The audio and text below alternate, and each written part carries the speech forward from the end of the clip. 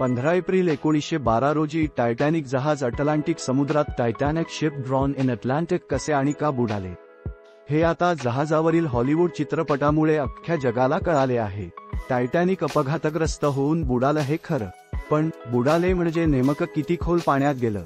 समुद्र पातळीपासून समुद्रतळ किती खोल आहे? टायटॅनिक जवळपास 3 तास तिरके होऊन तरंगत होते।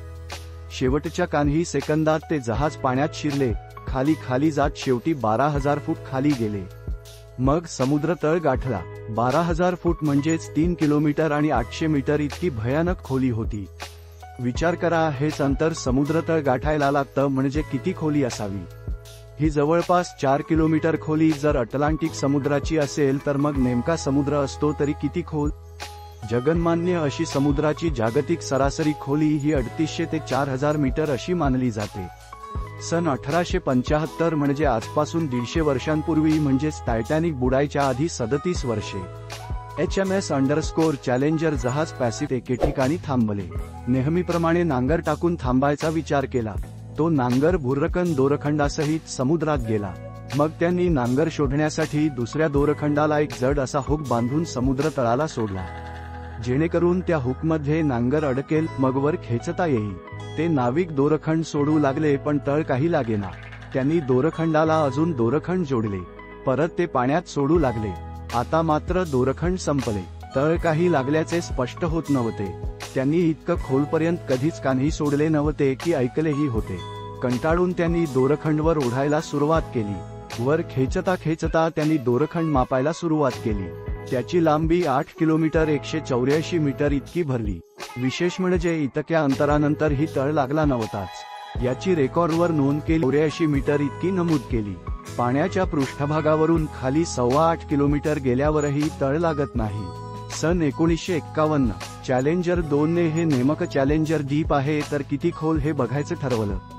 हे मरियाना ट्रेंच म्हणजे पॅसिफिक महासमुद्राच्या पश्चिमी भागात, मरियाना बेटांपासून 200 किलोमीटर पूर्वेकडे असणारी समुद्रातळाशी असलेल्या या पर्वतरांगांतील एक अतिविशाल, अतिखोल व अतिलांबट अशी चंद्रकोर आकाराची अतिभव्य दरी आहे।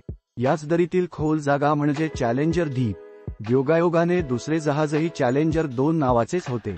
त्यांनी जागेची नेमकी खोली त्याकाळी उपलब्ध इको साऊंडर तंत्रज्ञाना वापर करून मोजली। आजही तीच खोली मानवाला माहीत असलेली समुद्राची शेवटची खोली ग्राह्य मानली जाते। असाच अजून एक धाडसी प्रयत्न हॉलिवूड दिग्दर्शक म्हणजे जेम्स कॅमेरून, तोच ज्याने टायटॅनिक चित्रपट बनवून आपल्यासमोर तो भयानक इतिहास हुबेहूब सुंदररित्या सादर केला आहे।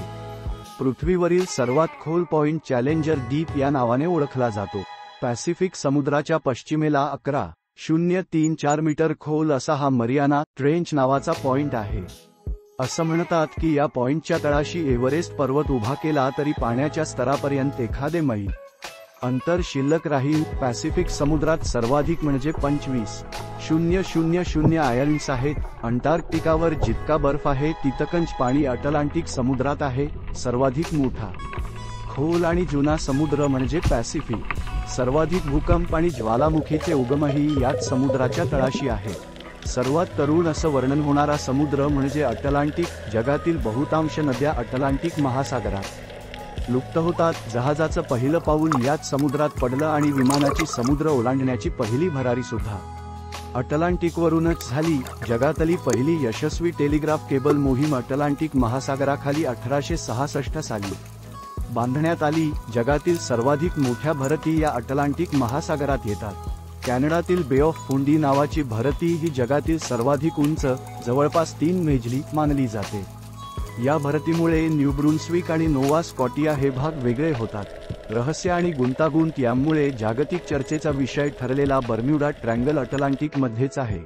टायटॅनिक बोटही अटलांटिकमध्येच बुडाली होती।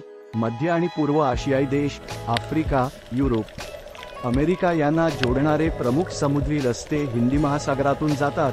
हिंदी महासागरामुळे जगातील 40% तेल उत्पादन होऊ शकतं। तर ही होती आपल्या समुद्राच्या खोलीविषयी सविस्तर माहिती। ही माहिती तुम्हाला कशी वाटली हे तुम्ही आम्हाला कमेंट बॉक्समध्ये सांगा। तोपर्यंत आपली रजा घेत आहे। आपला अमूल्य वेळ दिल्याबद्दल